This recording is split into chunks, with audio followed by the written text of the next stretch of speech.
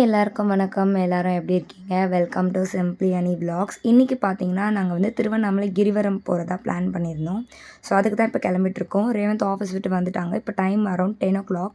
So மிரு கூட்டிகிட்டு போயிட்டு அம்மா வீட்டில் விட்டுட்டு நாங்கள் 2 பேரும் இங்கேருந்து சாண்டோரியமில் திருவண்ணாமலை பஸ் இருக்கும் அப்படின்னு நினச்சி தான் நாங்கள் போனோம். ஏன்னா லாஸ்ட் இயர் அப்படி தான் போயிருந்தோம். பட் ஆனால் திருவண்ணாமலை பஸ் வந்து சாண்டோரியத்தில் இல்லை. ஸோ தாம்பரத்துக்கு போயிருந்தோம். தாம்பரத்தில் ஸ்பெஷல் பஸ் ஒன்று இருந்தது. அங்கேருந்து நாங்கள் கிளம்புனோம். பட் ஆனால் அவங்க வந்து எடுக்கிறதுக்கே 11:30 ஆகிடுச்சு. ஏன்னா இப்போல்லாம் அந்த மாதிரி ஸ்டாப்பிங் கிடையாதுன்னு சொல்லிட்டாங்க. எதர் கோயம்பேடு இல்லைன்னா கிளம்பாக்கமில் தான் நம்ம பஸ் ஏறணும்னு சொன்னாங்க. பட் எங்களுக்கு அந்த ப்ராப்பர் நாலேஜ் இல்லாததுனால நாங்கள் வந்து கொஞ்சம் லேட்டாக தான் போகிற மாதிரி இருந்துச்சு. 11:30 சம்திங் நாங்கள் வந்து தாம்பரத்துலேருந்து பஸ் எடுத்தாங்க. ஏன்னா அங்கே வந்து ஒரு அட்லீஸ்ட் ஒரு 10-15 மெம்பர்ஸ் பஸ் ஏறினா தான் எடுக்க முடியும் அப்படின்ற மாதிரி இருந்துச்சு.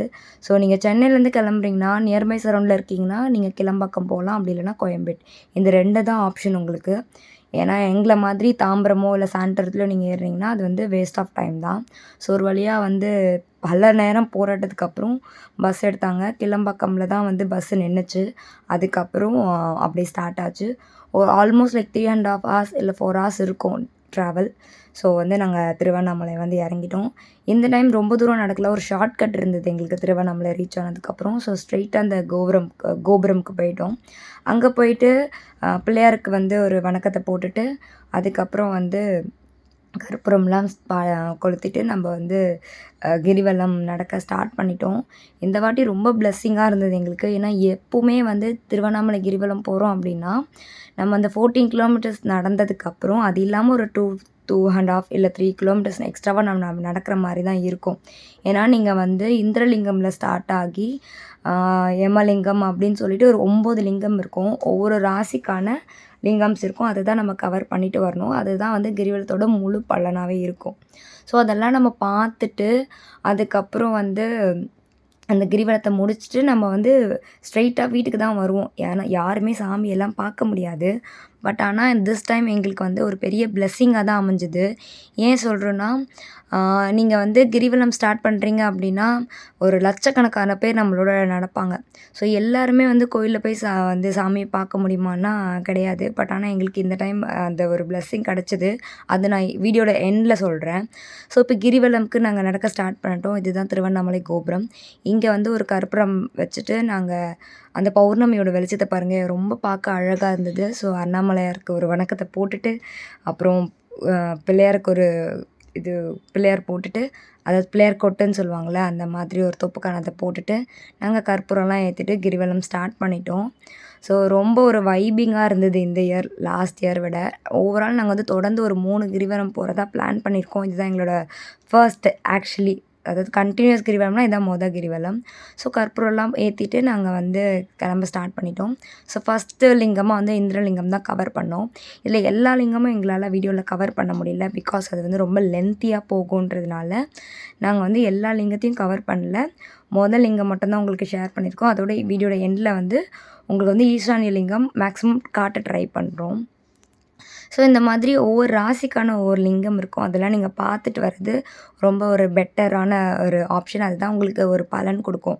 நீங்கள் கிரிவலம் வரணும் அப்படின்னு நினைக்கிறீங்கன்னா இந்த மாதிரி நைட் டைமில் வந்து ஏர்லி மார்னிங் முடிக்கிறப்போ உங்களுக்கு வந்து அந்த டயர்ட்னஸ் தெரியாது. அந்த வெயிலில் நடக்கிறதுக்கான அந்த இது இருக்காது.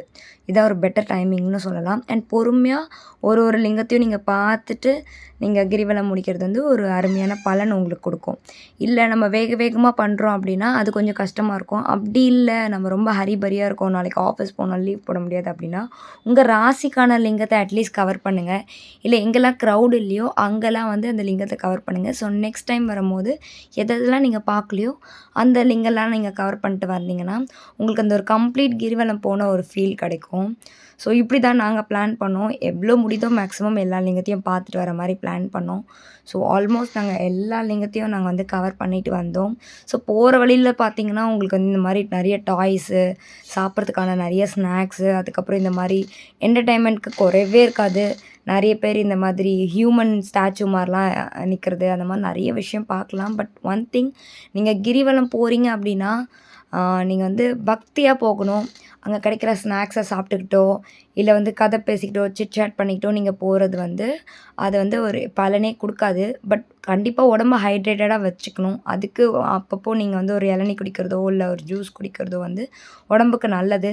அத தாண்டி வந்து காதுல வந்து சிவனோட சாங்ஸ் கேட்டுக்கிட்டு, இல்ல சிவநாமம் படிச்சுக்கிட்டே போறது ஒரு நல்ல பலன் குடுக்கும். ஸோ நாங்க ஒரு 5 கிலோமீட்டர்ஸ் ரீச் ஆனதுக்கப்புறம் இன்னும் ஒரு 9 கிலோமீட்டர்ஸ் பேலன்ஸ் இருந்தது. இதுக்கு ஆல்மோஸ்ட் லைக் 5:30 சம்திங் இருக்கும். விடிய ஸ்டார்ட் ஆயிடுச்சு. ஸோ அந்த விடியிற டைம்ல அந்த மலைய பார்க்கும்போது ரொம்ப ரம்மியமா இருந்தது. எங்களுக்கு ரொம்ப புடிச்சிருந்தது. ஸோ அதெல்லாம் பார்த்துட்டு வர்ணலிங்கம் கவர் பண்றோம். இதாவது 7த் லிங்கம். இன்னும் ஒரு 2 லிங்கம் தான் நம்மளுக்கு பேலன்ஸ் இருக்கு. ஸோ அத பார்த்துட்டோம்னா நம்மளுக்கு கிரிவலம் முடிஞ்சிரும். ஸோ மார்னிங் 7:30லேருந்து பௌர்ணமி ஸ்டார்ட் ஆயி நெக்ஸ்ட் டே 7:44 ஏஎம் வரைக்கும் உங்களுக்கு பௌர்ணமி இருக்கு. ஸோ அந்த பிட்வீன் டைம்க்குள்ள நம்ம வந்து கிரிவலத்த முடிக்கணும். ஸோ எங்களுக்கு வந்து பயங்கர எனர்ஜெட்டிக்கா இருந்தது. நாங்க வந்து டயர்டே ஆகல. எதுவும் பெருசா சாப்பிடல. அ ஒரு ஜூஸ் கூட பெருசா குடிக்கல. தண்ணி மட்டும் குடிச்சோம். அப்பப்போ ரெஸ்ட் ரூம்ஸ் யூஸ் பண்ணிக்கிட்டோம். அதுக்கப்புறம் ஒரு 6:30 இருக்கும். கொஞ்ச நேரம் நடந்து வர அந்த டைம்ல தான் பார்த்தீங்கன்னா, அங்க வந்து ஒரு அன்னதானம் போட்டிருந்தாங்க. நாங்க எல்லா லிங்கத்தையுமே கவர் பண்ணோம். வீடியோஸ்ல காட்ட முடியலனாலும், ஆல்மோஸ்ட் எல்லா லிங்கத்தையுமே பார்த்துட்டோம். எதையுமே நாங்க தவற விடல. ஒரு 6:30 போல இருக்கும். ஒரு ட்ரஸ்ட்ல வந்து அன்னதானம் போட்டிருந்தாங்க. பொங்கல் அந்த மாதிரி போட்டிருந்தாங்க. ஸோ எங்களுக்கும் கொஞ்சம் பசி ஆயிடுச்சு. ஏன்னா நாங்க ஆல்மோஸ்ட் 9:30 என்னமோ வீட்ல அதுவும் பெருசா சாப்பிடல. ரேவந்த் ஒண்ணுமே சாப்பிடல. நானாச்சும் ஏதாவது சாப்பிட்டு வந்தேன். அவர் எதுவுமே சாப்பிடல. அதனால 6:30 போல வந்து அங்க ஒரு ட்ரஸ்ட்ல வந்து பொங்கல், நூக்கல் சாம்பார், அப்புறம் ஒரு வெண்பொங்கல் செஞ்சிருந்தாங்க. ஸோ அன்னதானம் சாப்பிட்டோம். நீங்க பெட்டர் கோயிலுக்கு போறீங்கன்னா, கடையில வாங்கி சாப்பிடுறத விட, அன்னதானம் வாங்கி சாப்பிடுங்க. அதோட பலனே ரொம்ப அதிகம் சொல்லுவாங்க. ஸோ அதனால இந்த மாதிரி சில்வர் பிளேட்ல அன்னதானம் போட்டாங்க. நம்மளே கிளீன் பண்ணிக்கணும். யாரும் வாஷ்லாம் பண்ண மாட்டாங்கங்க. அது ரொம்ப புடிச்ச விஷயமா இருந்தது எங்களுக்கு. ஸோ அன்னதானம் ஒரு இடத்துல உட்காந்து சாப்பிட்டோம். அந்த அன்னதானம் ட்ரஸ்ட் பேர் ஞாபகம் இல்ல. ஸோ அத சாப்பிட்டுட்டு ஒரு 2 இது கீரை வடை இருந்தாங்க. வாழைப்பூ வடை வித்துருந்தாங்க. அத மட்டும் வாங்கி சாப்பிட்டுட்டு நாங்க ஒரு 6:30லேருந்து ஒரு 6:20 சாரி ஒரு 6:40 ஒரு 10 மினிட்ஸ் தான் டைம் இருந்துச்சு. கடகடன்னு சாப்பிட்டுட்டு அதுக்கப்புறம் அங்கேருந்து நாங்க திரும்ப நடக்க ஸ்டார்ட் பண்ணிட்டோம். ஏன்னா, நீங்க கிரிவலம் போறீங்கன்னா, கன்டினியூஸா வந்து நடந்துரணும். ஏன்னா, நீங்க ரொம்ப ரெஸ்ட் எடுக்க ஆரம்பிச்சிட்டிங்கன்னா, உங்களுக்கு கால் வலிக்க ஸ்டார்ட் ஆயிடும். அதனால வந்து நாங்க மேக்ஸிமம் பெருசா ரெஸ்ட் எடுக்கல. அந்த கோயில்ல நின்னு நின்னு லிங்கம் பார்க்குறோம் பாருங்க, அதுதான் நமக்கு ரெஸ்ட்டா இருந்ததே தவிர, எந்த இடத்துலயும் நாங்க பெருசா உட்காரல.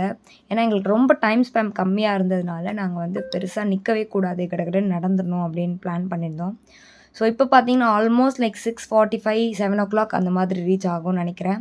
இன்னும் நமக்கு வந்து ஒரு 3/4 மணி நேரம் தான் டைம் இருக்கு. 7:44க்குள்ள நம்ம வந்து ஆல்மோஸ்ட் லைக் 1 ஹவர் அப்படிதான் டைம் இருக்கு. இந்த கிரிவலம் வந்து முடிக்க. ஸோ சாப்பிட்டதுக்கப்புறம் ஒரு எனர்ஜி வந்தது பாருங்க. செம்ம எனர்ஜி அது. அதுக்கப்புறம் கட கட கட கடன்னு நடக்க ஸ்டார்ட் பண்ணோம். ஸோ வருணலிங்கம்க்கு அப்புறம் ஈசானிய லிங்கம் தான் வந்து லாஸ்ட். நடுவுல ஒரு லிங்கம் இருக்கும். பேர் மறந்துட்டேன் நானு. ஸோ நீங்க கூகுள்ல சர்ச் பண்ணீங்கன்னா, எது எது எப்படி வழிபடணும், யாருக்கு எந்த ராசிக்கு என்ன லிங்கம் அதெல்லாம் டீட்டெயில்டா போட்டிருப்பாங்க. ஸோ நீங்க அத பிளான் பண்ணி நடக்கலாம்.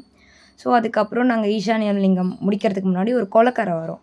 ஸோ அந்த கொலக்கரத்துக்கு வந்துட்டு குட்டி குட்டி ஃபோட்டோஸ்லாம் எடுத்தோம். அது பார்க்க ரொம்ப சூப்பரா இருந்துச்சுங்க அந்த இடம். ஏன்னா, உங்களுக்கு வந்து திருவண்ணாமலை வந்து ஃபுல் தார் ரோடு இல்லையா? அப்படியே நடக்க நடக்க காலெல்லாம் ஒரு மாதிரி எரிய ஆரம்பிக்கும்.